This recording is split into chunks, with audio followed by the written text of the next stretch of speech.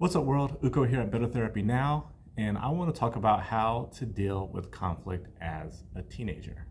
And the answer is simple: to be more assertive.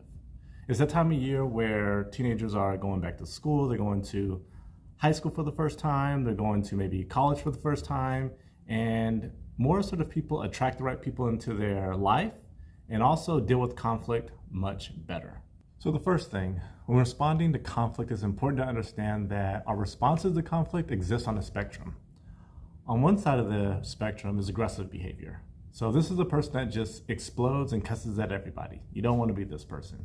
On the other side of the spectrum are people that respond with passive behavior. This is a person that doesn't really speak up for himself, that ends up getting walked all over. You also don't want to be this person because you're not really going to get your needs met. Right in the middle is the Goldilocks zone. That's where you want to exist. This is a person that can express their needs, but also respect the other person. It's also important to understand that both aggressive people and passive people fear the opposite side. Aggressive people fear being seen as weak, and passive people fear making everybody mad. That's why they don't really want to stick up for themselves, because they don't want to upset the other person. You have to get over that. This is what's known as black and white thinking, and it's a thinking error. So what are 3 ways to practice assertive communication? Use I statements, active listening, and learn to say no. So why do I statements work, and what are I statements? I statements are when really you're using the word I. So instead of saying, you make me mad when you don't text me back for 2 days, say, I feel upset when you don't text me back for 2 days. Framing it that way really makes you take ownership of your own emotions. And that's really what you want to do to appear more emotionally mature. Next is active listening. So what is active listening?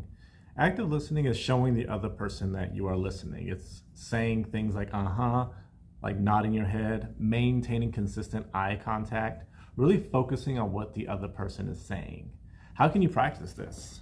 Really, meditation. Meditation is probably the best way to practice active listening, because it's really training your mental fitness to be able to focus for longer periods of time. Lastly, you've got to learn to say no. It's important to say no to peers, to teachers, to whoever, respectfully but firmly. How do you fix this? Well, the reason that people have a hard time saying no is because of low self-esteem and the fear of rejection. How do you really get over this? You've got to, 1, build confidence and take active measures to build confidence. And there are things that you can do. Things like exercising, getting good sleep, improving your nutrition, eating things that are healthy, correcting negative thought patterns, all help you build that self-esteem so that you can say no confidently. And then lastly, just understanding what's important to you. You can really get this from, your family values, your morals, just being able to prioritize what is important for you and is in line with your long-term goals, and then making your decisions based on that.